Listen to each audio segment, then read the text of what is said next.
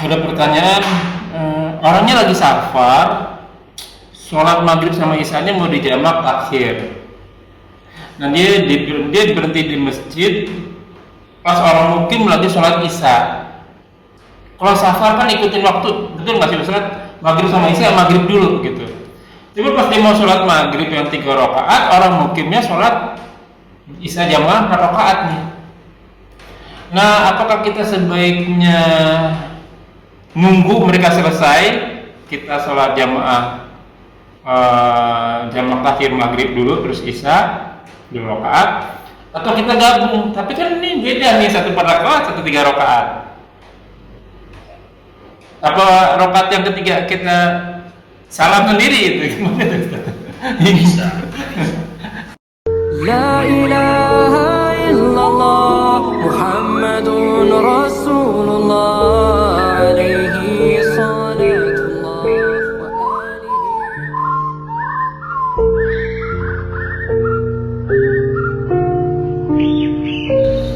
Assalamualaikum warahmatullahi wabarakatuh. Auzubillahi minasyaitonirrajim, min hamzihi wa nafthihi wa nafsihi. Bismillahirrahmanirrahim. Wassalatu wassalamu ala Rasulillah wa ala nabiyina Muhammadin wa ala alihi washabihi wa ala ila yaumil qiyamah wa la hawla wa la quwwata illa billah. Auzubillahi minasyaitonirrajim. Ya ayyuhalladzina amanu taqullaha wa qulu qawlan sadida yuslih lakum a'malakum wa yaghfir lakum dhunubakum wa may yuti'illaha wa rasulahu faqad faza fawzan 'azima. Alhamdulillah. Nahmadu wa nasta'inu wa nastaghfiru wa na'udzu billahi min shururi anfusina wa sayyiati a'malina, may yahdihillahu fala mudilla lahu wa may yudlil fala hadiya lahu. Asyhadu an la ilaha illallah wa asyhadu anna Muhammadan abduhu wa rasuluhu nabiyyu abdah. Rabbi shrah li sadri wa yassir li amri wa qul 'uqdatam min lisani yafqahu qawli. Amma ba'du. Alhamdulillahirabbil alamin, rabbis samawati wal ardh, yang senantiasa memberikan kita nikmat iman, nikmat Islam, nikmat umur, nikmat sehat walafiat, nikmat beribadah, nikmat berilmi, nikmat memiliki waktu-waktu yang sia-sia. Salah satunya kita masih diberi kesempatan untuk kita kajian kali ini. Salam serta salam tak lupa kita aturkan kepada junjungan kita, suri tauladan kita, Habibina wa Rasulina Muhammad sallallahu alaihi wasallam beserta keluarga dan sahabatnya sekalian, juga umatnya hingga akhir zaman, dan semoga kita termasuk di dalamnya dan akhir sampai dari dulu. Amin amin. Ya, seperti biasa kita talibul ilmi di channel kita, channel Milenium Mengaji bekerja sama dengan Kajian Hadis Online atau KH Official, masih membahas kitab Bulughul Maram karya Al-Hafiz Ibnu Hajar Asqalani, kitab fikih ibadah, masih di bab sholatul janazah. Dimasuk ke dalam hadis 608 insyaallah, dan kita masih dipandu Al-Mukarram Al-Ustaz Ali Habibullah. Alhamdulillah beliau telah hadir di antara kita, dan kita selalu doakan beliau selalu diberi kesehatan, diberi kekuatan, diberi kemurahan rezeki, dan memudahkan segala urusannya. Selanjutnya mari sama-sama kita simak kajian kita kali ini. Seperti biasa, bila ada pertanyaan dituliskan di kolom komentar, dan insyaallah akan ditanyakan dijawab pada kesempatan dan waktu. Semoga berguna bagi ikhwan fillah selaku talibul ilmi, wabil khusus anak fakir, dan tanpa banyak kata kepada gurunda oleh tafadhol maskura. Assalamualaikum warahmatullahi wabarakatuh. Waalaikumsalam warahmatullahi wabarakatuh. A'udzubillahi minasyaitonir rajim. Alhamdulillah. Wa na'udzubillahi min syururi anfusina wa min sayyiati a'malina. Man yahdihillahu fala mudilla lahu wa man yudlil fala hadiya lahu. Asyhadu an la ilaha illallah wa la syarika lahu wa asyhadu anna Muhammadan rasulullah. A'udzubillahi minasyaitonir rajim. Ya ayyuhalladzina amanu taqullaha haqqa tuqatih wa la tamutunna illa wa antum muslimun. A'udzubillahi minasyaitonir rajim. Bismillahirrahmanirrahim. Ya ayyuhan nasu taqu rabbakum alladzi khalaqakum min nafsin wahidah wa khalaqa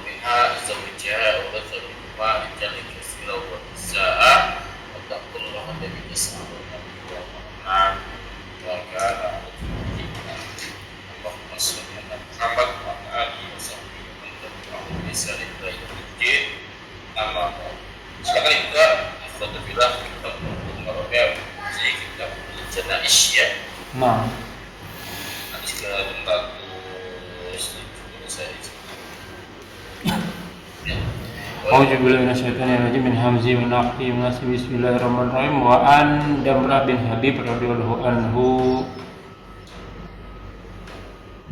ahadin nabiyina qala kanu yastahibbuna idza suwaya 'alal mayati qabruhu wan sarafan nasu anhu an yuqala inda qabrihi ya fulan qul la ilaha illallah salasu maratin ya fulan qul rabbi ya Allah wa dinil islam wa nabiyuna Muhammad sallallahu alaihi wasallam.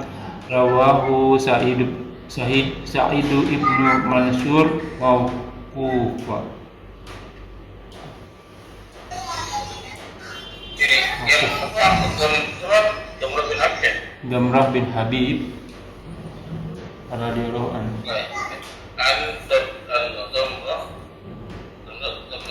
bin Habib. Ya, ahadi tabi'in ya. Salah satu tabi'in. Salah satu dari kalangan tabi'in. Kalangan tabi'in. Nah, makanya kalau dari sini sudah kelihatan tabi'in yang berkata berarti bukan dari Nabi. Bukan perkataan Rasul ya. Nah, tabi'in ya berkata berarti ya ulama lah ya. Pendapat ulama. Dia telah berkata kanu adalah mereka. Ya, mereka yastahibuna apa suka mencintai ya yastahibuna sama. Berarti fil mudhari ya. Mereka mencintai seperti suka. Yang gemar suka.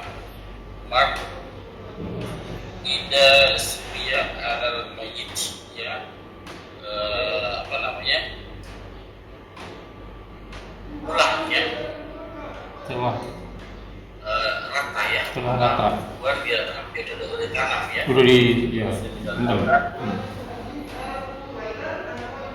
Kuburnya.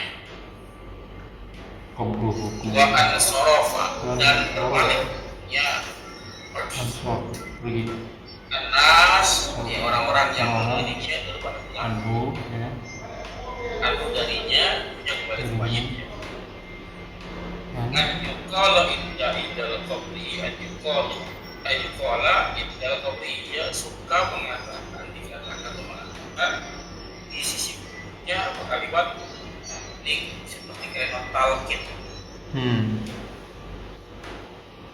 Ya wahai ya fulan ya fulan hidayah tidak harus sedang takdirnya. Ya fulan, wahai fulan yang dikubur sebaik itu. Yes. Dia berbisik atau berkata di sisi kuburnya orang yang telah dikubur tersebut ngobrol kepada si bayi tersebut. Seperti orang mentalkinkan lagi.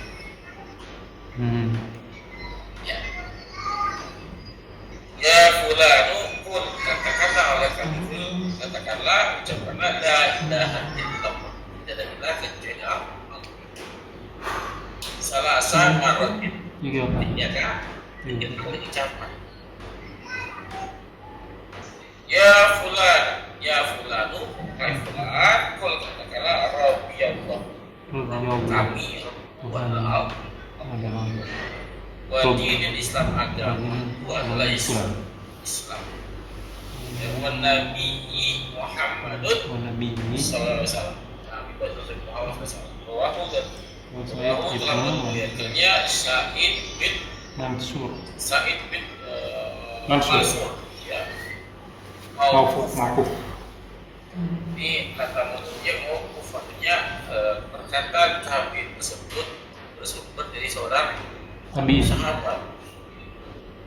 Kalau hadis di mauquf ya. Hadisnya mauqufnya menurut siapa? Sa'id bin Damrah bin Habib. Mansur.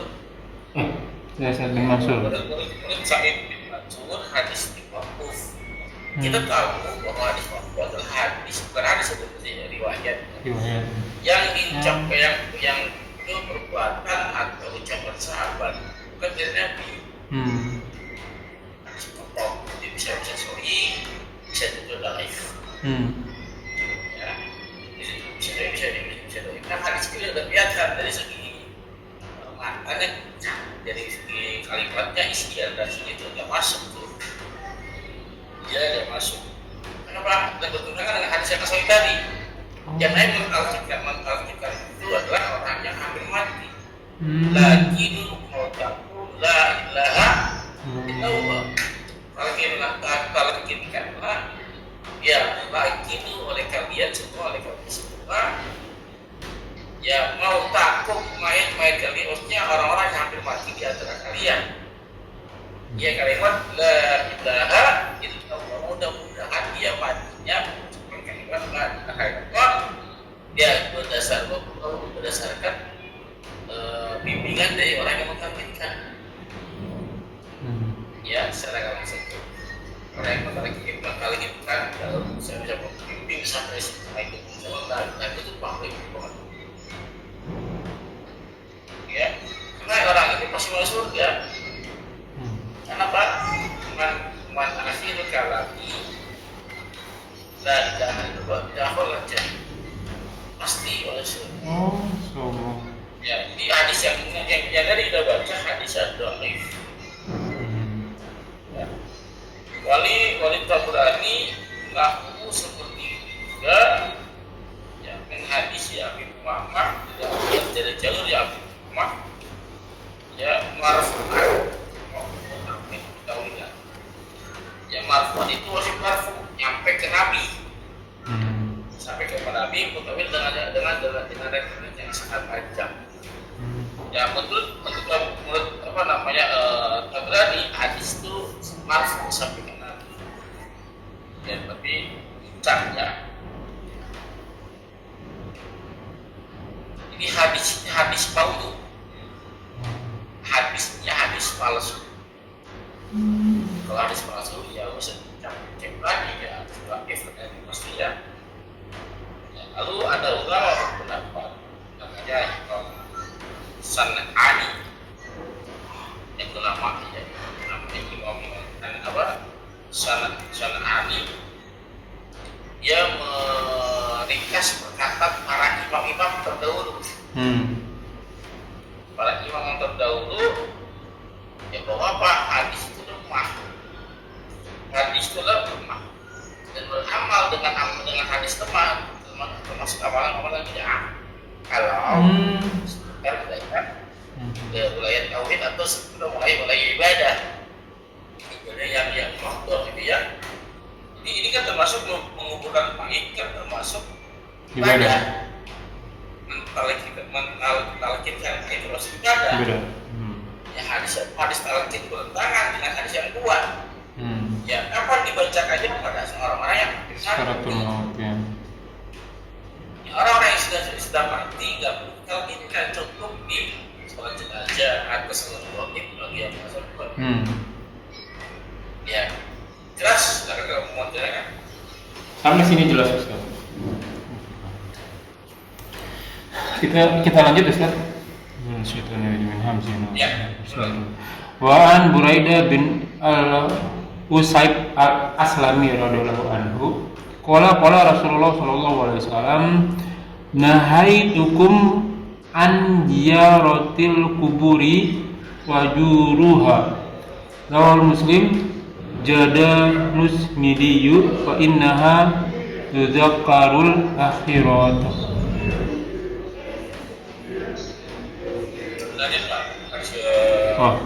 Jada Ibnu Majah min hadis Ibnu Mas'ud wa tujahadu fi dunya. Lagi Pak, bilang sekalian. Wa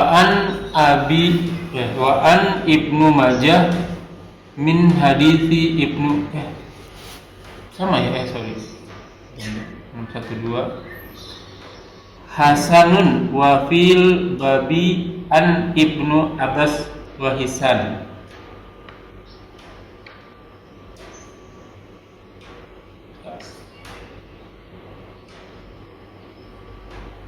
Oh salah. Ya. Wa an Abi Hurairah radhiyallahu anhu Hurairah. anna Rasulullah sallallahu alaihi wasallam la'ana jairatil kuburi ukhrajahu Tirmidzi wa sahahahu Ibnu Hibban wa qala Tirmidzi ba'da ikhrajihi hada haditsu hasan wa fil babi an Ibnu Abbas wa Hisan. Iya. Hisan. Pertama ya. Dari Hurairah bin Al-Hasib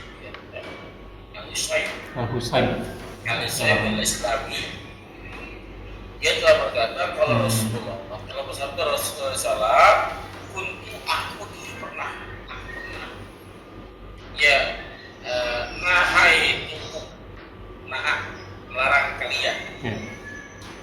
melarang kalian dari ziaratil kubur, melarang kalian ziarah kubur. Dulu aku pernah melarang, ya dulu aku pernah melarang, ya lalu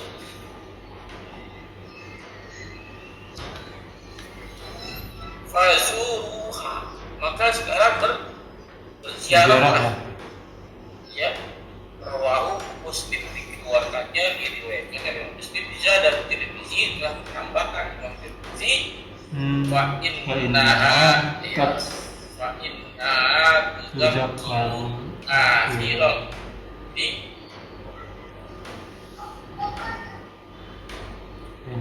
apa namanya? Dia mengingatkan Cuma di sini fungsi jarak kubur tidak lain tidak bukan adalah yang pertama di Muslim ya, Al-Tirmidzi ya, mengingatkan akhirat, mengingatkan kematian, sehingga akan akhirat.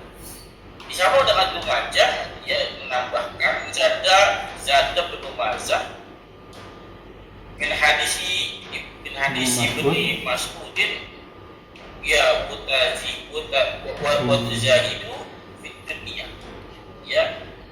Zuhud itu kan nggak perlu terhadap dunia, nggak penting, nggak terhadap dunia. Ya, fungsinya jarak kubur tadi mengingatkan akan negeri akhirat, maksudnya mengingat kematian. Ya, yang kedua adalah sebagai ladang untuk zuhud, Pak. Zuhud dunia, maksudnya Pak, dia nggak perlu dengan dunia. Dengan kita sering berziarah, maka ya maksud misalnya, ya tidak ya maka keinginan kita untuk mengejar dunia, menumpuk harta dunia, ya. terkendali dengan berziarah kubur. Waktu kita akan mati, itu orang yang mati nggak tahu tuh harta kekayaannya. Dengan kita berziarah kubur, kalau dia yang kaya bisa mati dan tidak tahu bahwa harta kekayaannya, gimana kita yang masih miskin? Ya, jadi fungsi kubur tadi pertama Pak, mendoakan si mayit, ya, mengingat melihat akhirat atau mengingat kematian, dan yang ketiga tadi zuhud kepada dunia. Makanya para sahabat tuh kalau dia beda pas sama kita gitu ya. Kalau kita nggak bisa tidur kalau nggak ada harta, nggak ada uang, itu nggak bisa tidur. Ya, ini para sahabat ya, Nabi gitu ya, dia nggak bisa tidur kalau masih ada uang di rumahnya, kalau masih ada harta, gitu ya? belum dibagikan dia nggak bisa tidur. Allah. Dia nggak bisa tidur. Ya kenapa? Karena bagi mereka itu amanah. Dalam surah Al-Baqarah ayat 5, ya dikisahkan itu, ini ayat ini itu Abu Bakar Siddiq radhiyallahu, ya ada seorang mufasir yang menafsiri ayat 1-5 surah Al-Baqarah di awal. Ini ayat buat Abu Bakar Siddiq. Karena saking kemauannya. Kalimat di mana kalimat yang menonjol adalah menginfakkan sebagian rezekinya, Pak. Setengahnya berarti. Kalau ya sebagian sih belum setengah. Oh. Sebagian bisa lah. 2,5%. Sebagian ada bagian zakatnya bisa 2,5%. Oh iya. Bisa juga 50%. Ya, jadi sebagian itu bisa 2,5% karena dia hanya memahami yang wajibnya saja. Oh dalam arti ya ada hak orang lain 2,5%. Sebagian buat mereka, sebagian buat kita, itu ya sebagian. Ya, ada bahkan yang 10%. Mungkin dia udah mulai paham nih. Ya dia nggak 2,5% yang dikeluarkan, dia keluarkan yang 10%. Apakah akan miskin? Ya tidak. Ya tidak. Ikan saja orang-orang yang sedang bersedekah, ada nggak yang miskin orang itu, yang susah? Nggak ada. Ya. Jadi, nah ada lagi yang mengambil setengahnya itu adalah sebagian itu setengah. Kalau 100% sebagiannya 50%. Yeah. Kalau punya 10 juta, 50 juta disedekahkan ke sebagian. Atau kalau kira-kira Abu Basir gimana cara berpikirnya? Gimana sih? Nah sebagian Gimana Ustaz? ya menginfakkan sebagian hartanya di jalan Allah itu bagi Abu Bakar Siddiq sebagian berapa? Oh, gitu ya. Jadi kan ada yang 2,5%, ada yang 10%, ada yang 10%. Pendapat Abu Bakar 50%. Berapa? Pendapat Abu Bakar 50% gitu Ustaz. Jadi beberapa kan ada yang berpendapat bahwa 2,5% itu adalah sebagian itu adalah 2,5%. Ya oke. Jadi kalau anggapnya punya ini 100 juta, 2,5% di sini sebagian namanya. Ada yang level di situ pemahamannya. Ya, ada yang level enggak 2,5 apa namanya 2,5% itu kekecilan. Di maksudnya kan iya, tapi ada sedekahnya. Ya. Ya. Makanya dia nggak cukup ambil istilahnya apa yang zakatnya dikeluarkan juga untuk sedekahnya. Dia keluar 10%. Ada nggak orang yang mengeluarkan harta 10% untuk orang lain untuk jalan Allah ada? Ya ada aja ya sih. Ada lagi yang kelompok 3. Ya 2,5%. Kalau sebagian harta itu bukan 2,5%. Juga bukan 10%. Lagi bukan 50%. Lagi Abu Bakar Siddiq berapa? Kalau Abu Bakar Siddiq semuanya ya. Semuanya Pak. Kalau Umar Bagi 50%-nya Abu Bakar Siddiq. Pemahamannya Abu Bakar Siddiq kalau dia sebagai itulah harta itu sebagian, di sebagian. Yang dia punya semuanya itu adalah bagian kecil. Adapun yang sebagian lagi rezeki itu untuk kesehatan, senang dalam beribadah, senang itu kajian ilmu, itu adalah itu rezeki bukan? Rezeki ya. Nah itu orang-orang yang menginfakkan rezekinya karena rezeki dalam hal itu waktu kesempatan untuk menggali ilmu agama, untuk menggali ilmu Allah. Ini orang-orang yang hebat. Jadi dia bukan bikin harta lagi, harta terserah. Iya. Dia mengorbankan seluruh waktunya hanya untuk apa? Untuk agar bisa diamalkan, untuk bisa ditularkan ke yang lain, diajarkan ke yang lain. Bisa paham nggak kira-kira? Bisa sih. Alhamdulillah bisa. Terakhir, Oke baik. Bismillahirrahmanirrahim. Sebentar, Ustaz.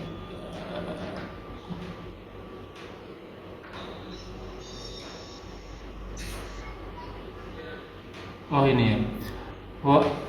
Abi Hurairah. Nabi Hurairah. belum ya? Belum jelas ini ya. Iya ini belum jelasin.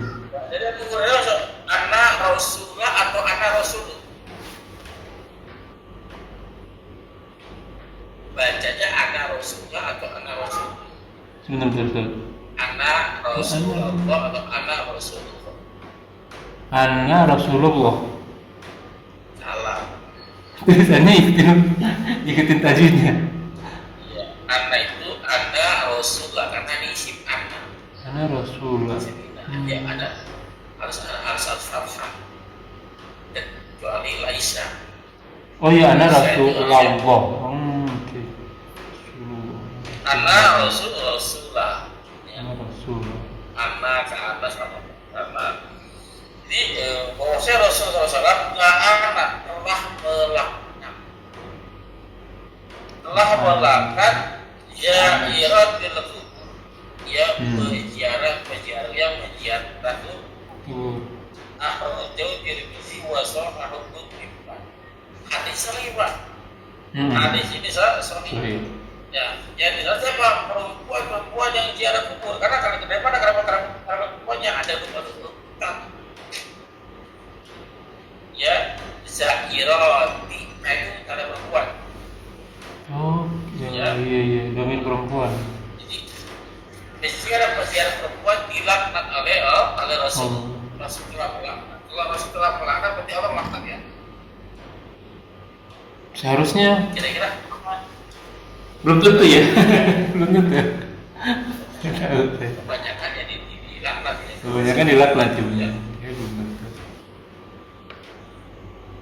Jadi kita di tengahnya dulu apa namanya Nabi berziarah kubur dulu melarang, sekarang berziarah kubur. Ya tetap bagi perempuan itu hukumnya makruh Pak berziarah kubur. Karena orang-orang perempuan itu lemah, ya lebih pakai perasaan daripada logika. Keinget lagi nangis lagi dia. Makanya dilarang berziarah kubur walaupun larangannya juga larangan haram, larangan makruh gitu ya. Jadi boleh nggak ziarah kubur? Boleh. Ya lebih diperintahkan oleh perempuan boleh. Bahkan hadis ini ada di kita baca Nabi telah melaknat perempuan berziarah kubur, kayak hukumnya telah dimansuh, telah dihapuskan dengan hadis tadi. Hadis yang sebelumnya itu Pak. Bahwa Allah telah melarang kalian berziarah sekarang berziarah. Ya, hukumnya bagi perempuan adalah hukum kali ini adalah larangan haram. Jelas Pak?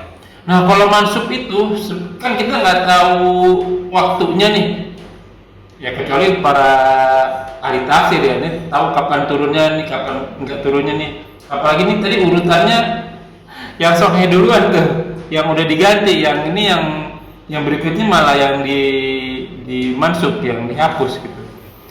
Itu gimana kita tahunya tuh Ustaz, ini yang dihapus atau yang tidak dihapus tuh? Kan nggak ada keterangan waktunya nih, nggak ada keterangan juga dihapus gitu. Iya. Jadi ulama itu sama, ulama hanya contoh Ibnu Hajar Asqalani hanya mengelompokkan saja. Ya, dia aja mengelompokkan ini kira-kira yang pertama di kedua di. Oke. Nah di situ kan tugas kita meneliti. Mana yang dapat duluan, mana yang Oke. Wah itu perlu belajar berarti. Ada kajiannya, ada namanya mustalah hadis. Oh. Ya, bisa 3 tahun, 4 tahun lah. 4 tahun ya. Oke. Maka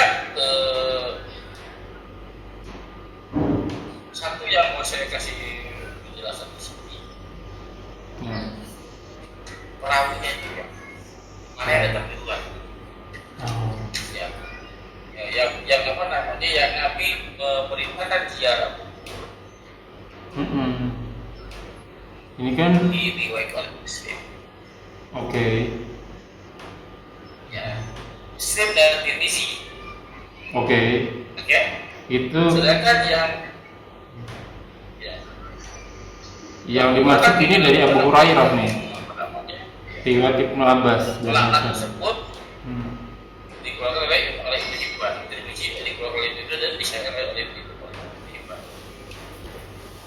Jadi apa namanya? Dahulu. Berarti kan dahulu itu kan past tense ya, masih lampau. Lampau. Ini kapan dilarangnya masalah Maulid? Kenapa dan kenapa harus dilarang? Ya. Ya, terjadi pada waktu jahiliyah awal-awal Islam masuk. Ya, awal-awal Islam masuk, kan banyak para sahabat-sahabat Nabi yang wafat. Ya. Ya, jadi orang-orang yang masuk Islam imannya belum sekuat pada saat dia di Madinah. Ya, artinya ada ya sebagian kecil perempuan yang masih lemah imannya, yang masih belum merata. Artinya Pak masih ke bawah tuh kebiasaan Hukum-hukum jahiliyah dulu. Ya, sebelum dia Islam masih ke bawah. Iya. Ya. Nah, artinya seperti ini masa lampau. Itu aku melarang kalian sekarang. Nah sekarang berapa? Seharusnya ada di Madinah ya. Ya mana di bahasa Nabi di Madinah. Karena itu tujuannya. Mentalnya udah kuat ya. Tujuannya di Madinah. Mental sudah kuat, iman sudah kuat. Ya. Maka hadis itu datangnya kapan? Seperti di Madinah. Ya sekarang hadis yang melarang itu kok datang belakangan dia juga ditanya. Padahal dia yang pertama. Iya betul. Jadi masa-masa jahiliyah kan, masa sebelum hijrah. Nah itulah penelitian yang harus diikuti oleh para peneliti. Jadi orang-orang yang meneliti itu tidak mudah mengatakan ini wajib, ini haram. Iya. Jadi, Harus diperiksa dulu ya. Sangat apa ya? Berat mengatakan itu. Tapi orang-orang yang tidak berikut enteng sekali ngomong wajib haram lupa. Iya. Ya. Tadi kan ada dari pagi saya ngajar sudah kan. Malam ada seorang yang tidak sekarang bisa jadi bertanya orang-orang sekitar. Oke. Pak, gimana kalau saya puasa tapi tidak sholat? Gimana hukum? Nah, orang-orang yang ngaji di KHO, orang tersebut yang ngaji di KHO, jawab kenapa? Karena berdasarkan apa yang telah dia pelajari di KHO selama ini, kan? Apa itu? Pada Bapak, walaupun puasa, tapi berapa banyak puasa yang mengerjakan Bapak tidak sholat, maka Bapak bilang kafir. Betul atau salah? Kalau saya bilang masalah dong. Gimana salahnya? Puasa tapi tidak sholat. Iya. Hukum puasa ada hukumnya, hukum sholat ya ada hukumnya. Kalau yang puasa ya dapat pahala puasa, kalau yang sholat dia nggak sholat ya dia dapat hukum tidak sholat. Iya. Ada hadisnya. Mantar sholat fahuwa kafir. Ya, memang ada hadis di situ. Siapa yang meninggalkan sholat fahuwa kafir, maka dia adalah kafir. Ini bicara Allah langsung dari sisi. Ya. Kalau jawabannya betul, maka orang yang puasa tapi tidak sholat dia kafir. Ya, tapi tidak menghilangkan pahala puasanya kan, bukan kafir besar. Orang kafir itu nggak digajar. Nah, siapa yang meninggalkan sholat yang muta'amidan Dengan sengaja. Dengan sengaja maka dia adalah kafir. Amalan yang pertama kali hisab adalah sholat. Apabila sholatnya buruk, maka puasanya buruk kan? Iya. Ya, betul jawabannya tadi. Cuma orang jawabannya langsung sakit. Apa kafir itu kalau Iya. Karena kan dia. Masa ditanya, tapi kalau yang keluar dalil itu ada orang bertanya, Pak saya puasa, tapi kalau sholat gimana?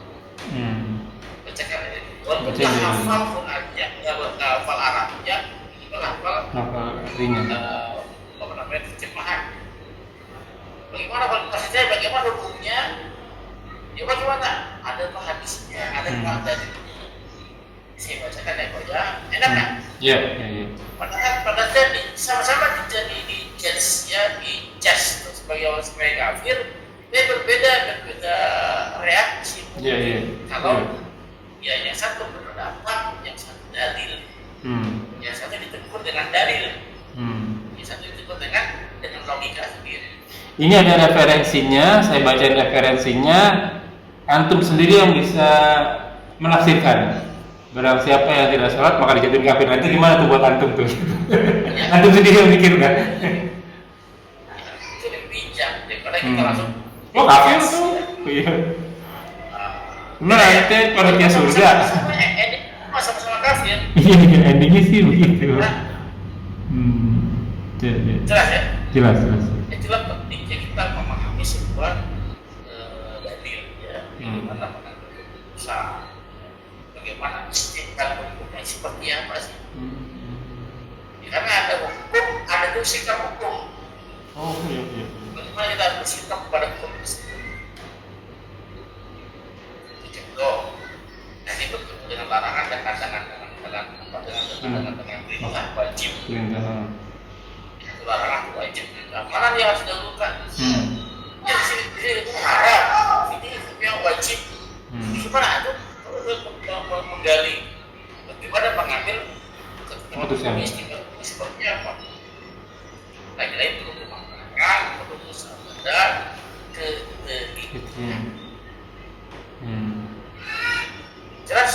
jelas. Situ dulu kali ya, atau mau diskusi? Ya, saya mau ada banyak pertanyaan, Ustaz. Konfirmasi nih, Ustaz. Kemarin ternyata waktu saya recording masih kurang begitu jelas nih, Ustaz. Dimana ketemu larangan yang versi makruh, di tanggal 10 Zulhijjah bagian kurban itu dilarang untuk memotong bulu dan kuku. Tapi karena itu di hari Jumat, ada juga perintah sunnah bahwa barang siapa yang ingin sholat Jumat, salah satu sunnahnya memotong kumis dan mencukur kumis dan memotong kuku. Nah kalau dilihat kan kemarin kita pernah bahas makruh itu dikerjakan tidak apa-apa, tidak dikerjakan juga tidak apa-apa. Kalau sunnah itu dikerjakan mendapatkan pahala, tidak dikerjakan tidak mendapatkan pahala. Berarti kalau hukum memotong kuku dan mencukur kumis di tanggal 10 Zulhijjah bertepatan dengan hari Jumat, masalah Jumat, saya ambil yang sunnah berarti. Karena versi yang makruh tadi, potong nggak memotong kuku nggak dapat apa-apa karena makruh. Tapi kalau yang dikejar di sunnah itu, saya mendapatkan pahalanya. Kalau tidak mengerjakan malah saya tidak dapat apa-apa. Benar begitu, Ustaz? Definisi dulu ya. Ya. Kalau definisi makruh adalah buat tolak takdir, ya, buat berarti, ya, jadi jazimah. Jadi waktu itu ditutup untuk ditinggalkan dengan tuntutan yang tidak jazimah, tidak keras tuntutan. Ya. Itu ditinggalkan tapi dengan tuntutan yang tidak keras. Beda dengan haram, definisi haram itu untuk ditinggalkan yang dengan tuntutan yang keras. Betul. Nah definisi gimana waktu itu? Waktu itu ditinggalkan karena ada tuntutan, karena ada larangan, maka apabila kita meninggalkan larangan tersebut ada pahalanya. Jadi makruh itu ditinggalkan berpahala, dikerjakan tidak berdosa. Oke. Ya, dikerjakan tidak berdosa, ditinggalkan berpahala. Itu definisi makruh. Makruh, oke. Sekarang definisi sunnah itu ya dituntut untuk dia dikerjakan Kerjakan. dengan tuntutan yang tidak kuat. Ya. Itu sunnah. Ya. Ya dia dikerjakan dia berpahala, ditinggalkan Tidak apa-apa. rugi, Pak. Rugi, iya betul.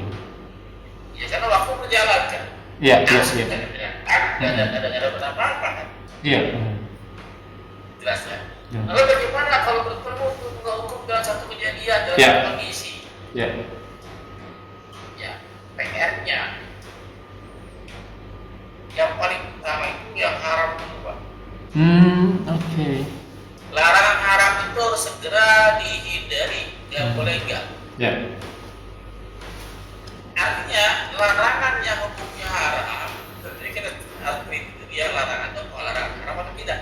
Iya, iya. Pokoknya yang larangan yang hukumnya haram ini juaranya.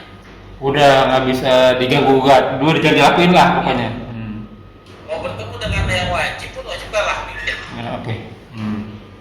Ya. Nah yang kedua, kita ketemu adalah larangannya larangan Makruh. Oke. ya ketemu dengan perintah sunnah. Oke. Larangan memotong kuku. Larangan hukumnya apa? Larangan makruh kan? Makruh. Ya, artinya apa? Kalau apa dilarang memotong kuku, bahkan apa mengerjakan itu tidak artinya tidak diubah hukumnya, maka mendapat pahala. Dapat pahala, iya. Ya, kukunya nggak dipotong. Ya itu apa rambutnya nggak dipotong, nggak dicukur itu ya. Ya maka berpahala dia sudah meninggalkan itu. Ya. Di satu sisi ada perintah sunnah. Ya. Dia ya untuk memotong. Dan mana bertemu dengan satu waktu tadi. Iya. Dia mengerjakan memotong kuku, Pak. Kenapa? Sama-sama mengerjakan memotong kuku dan maksudnya. Tidak mengerjakan juga dapat pahala. Jadi pahala sama dan pahala. Cuma apa efek bagian buat dia bagian mengerjakan apa? Kebersihan dan Oke, ya. Kebersihan ada lagi juga. ya. Ada nilai plusnya di situ kan? Iya, ada plusnya lah gitu. Ada value editnya dan nilai tambah. Oke. Saya mengerjakan ngomong. Oke. Oh, saya catat dulu bentar ya, Ustaz. Makruh bisa diterapkan. Oke.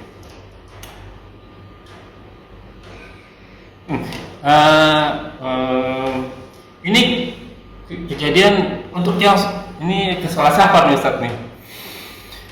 Ada pertanyaan, orangnya lagi safar, sholat maghrib sama isyanya mau dijamak akhir.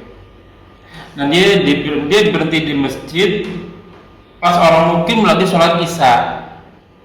Kalau safar kan ikutin waktu, betul nggak sih Ustaz? Maghrib sama isya maghrib dulu gitu. Tapi pas dia mau sholat maghrib yang 3 rakaat, orang mukimnya sholat isya jamaah 4 rakaat nih. Nah, apakah kita sebaiknya nunggu mereka selesai, kita sholat jamaah takhir maghrib dulu terus isya 2 rakaat, atau kita gabung? Tapi kan ini beda nih, 1 4 rakaat, 1 3 rakaat. Apa rakaat yang ketiga kita salam sendiri itu gimana tuh? Bisa. Ya kalau bagi semua nyaman ya bisa di sholat sendiri.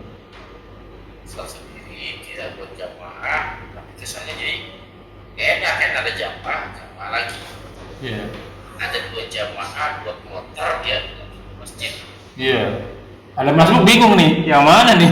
Nah, yang paling elok adalah menunggu selesai. Oke. Ya menunggu selesai dulu, baru kita mengerjakan sholatnya di selesai di sholat asar. Oke. Ya. Satu pertanyaan lagi Ustaz. Ayo. Kita dalam keadaan di kendaraan, bukan di pesawat ya, di kendaraan nih. Ya, mobil motor. Mobil Ustaz, bukan di motor, mobil. Jadi kita bisa sholat duduk sebenarnya di situ. Ya. Memang bagusnya sih sholat kita berarti pinggir jalan gelas sajadah. Cuma nih 45 derajat Ustaz di luar nih. Kita nggak kuat ya kan. Akhirnya sholatnya di dalam mobil. Cuman masalahnya, apakah kita harus menghadap kiblat nggak Ustaz? Karena posisi parkir kayaknya tidak menghadap kiblat nih. Apa kita harus menghadap kiblat dulu baru bisa sholat Ya. duduk? Baik. Emang diusahakan kan pada saat takbir dia menghadap kiblat, diusahakan ya, tapi nggak masalah. Kemana saya kan menghadapkan itu wajah Allah. Ya. Nah, jadi boleh, Pak. Jadi boleh. Nah, terus bagaimana dengan apa seperti mobil apakah di pinggir itu sejadah itu kan, asal 40 derajat gitu kan. Maka kaidah yang bisa dipakai adalah namanya ad-darurah izalu. Ad-darurah izalu, dan darurat itu dihilangkan. Oke. Dihilangkan. Nah, maksudnya ini kaidah cukup panjang. Al-ibratu bi umumil lafaz wala bi khusus sabab, yaitu diambil dari umum lafaz bukan dari khususnya sebab turunnya. Ini pelajaran itu ada beberapa gitu ya. Apa namanya? Apa namanya? Kayak ada saya lupa gitu aja. Darul mafasid. Darul mafasid muqaddimun ala jalbil musalli.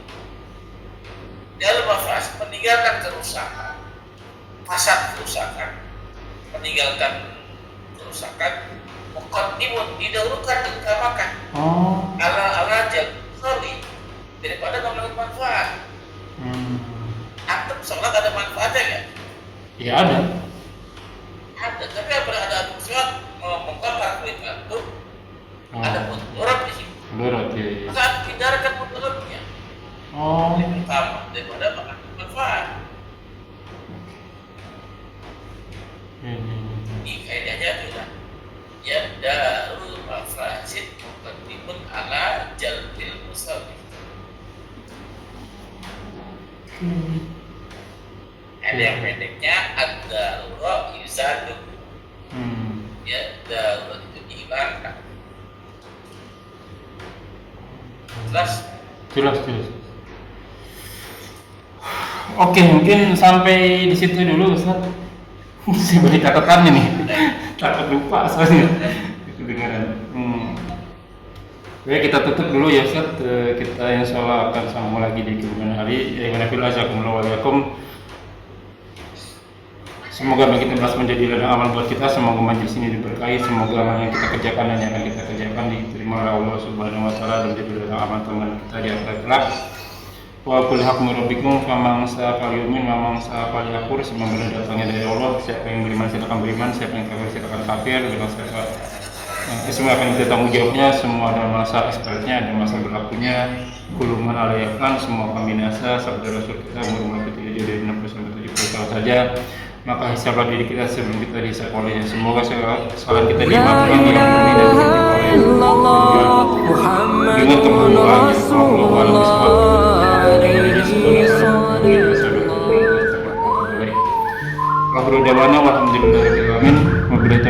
Wassalamualaikum warahmatullahi wabarakatuh.